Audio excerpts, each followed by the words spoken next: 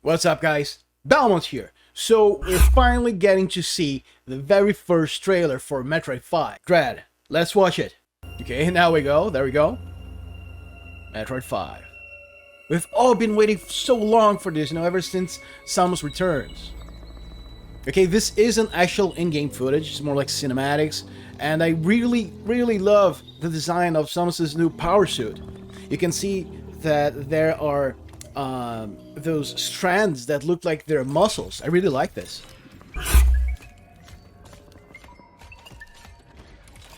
Okay, she seems to have activated some sort of guardian, but she's attacking, but to no avail. She's not damaging it at all.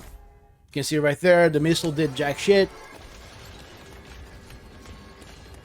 And it starts giving chase. Now we switch to the actual gameplay, which is going to be in a 2D perspective. I like this. Okay, so here she's cornered. I don't know if this was either done on purpose or if she really couldn't reach that upper ledge. Then we get the logo, Metroid Red. Really simple trailer, and now we get some more footage of the gameplay. You can see the wall jumping, you can still aim freely like dude in Samus Returns. The counter, okay. It's a save point, I like this. And this seems to be, that green robot seem to be a friendly unit. Now you can see maps, and there we saw a Kozo. We're gonna back up after we finish watching it. But here, she goes for a statue stance where she cannot be detected by that entity. Now we have some bosses. Okay, another type of pursuer. I like this. And the logo. There we go. Now, we're gonna back up a few points I want to discuss with you guys. Right here, we can see that there's those blue columns on the walls, and Samus uses her arm as a magnetic hook, and she climbs it as if it was some sort of ladder. I really like this. Now, there's something else I wanted to address. Okay, so this is a handrail. She simply latches on and moves by itself. Here we can see some falling debris. She counters a boss. Perfect dodge. More chasing sequence. And what I really expect, I'm gonna let this play again. What I really expect, here's what I was talking about.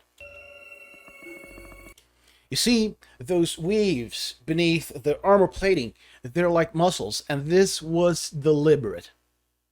Okay, this was a deliberate design choice. And I also like that her armor is not yellow anymore. Nothing against yellow, I love her classic power suit, but there's something I've always loved with, every new Metroid game was, what were they going to do with Samus's suit? Which direction were they going with the design of her suit? You can see that it still retains all of its classic traits, but it has changed. I love this.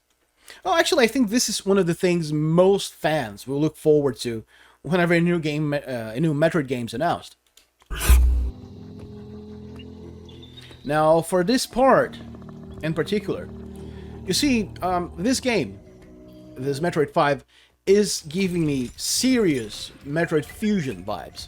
For those of you who had never played it, well, first, go out there and play it, because it's one of the best Metroid games. It's my favorite Metroid game, but what I like the most about Metroid Fusion is that not only you'd be constantly being chased by the SAX, one of the baddest, the meanest pursuers Samus could have, which was basically herself. Okay, it was her power suit infected by this parasite. What made that game so special, besides that, was the fact that, there was some storytelling.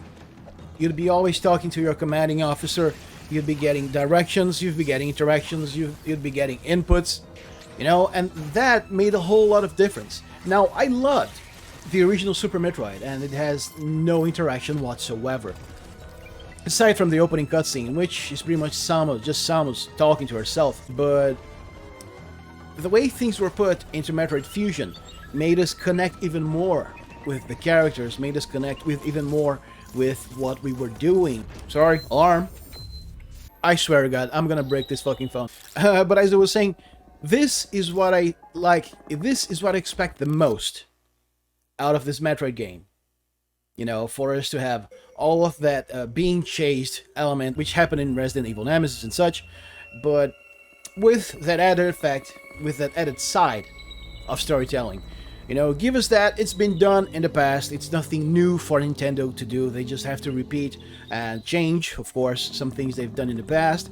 And we've got one solid Metroid game. Hell, as you can see right here, you know, I was never much of a Nintendo fan. I've always had Nintendo consoles, but very little of that had to do with Nintendo games themselves.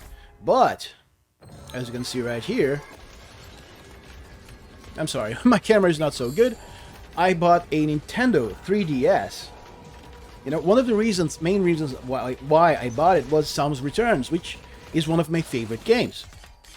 You know, so here's to it, and I hope Nintendo will get off its lazy ass and start bringing us more Metroid games.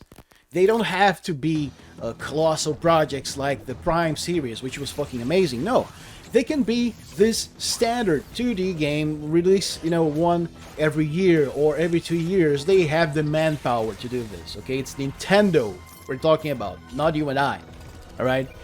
They have the manpower to do this.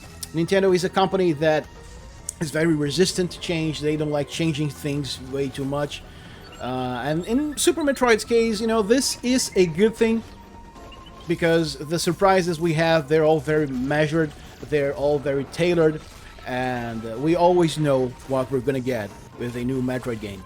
So that was it for today. I hope you liked this video. I sure as hell loved this new design for Samus' suit. I think it's my second favorite design. And let me know in the comments what was your favorite Samus suit, okay? And also your favorite Metroid game. Let's share notes.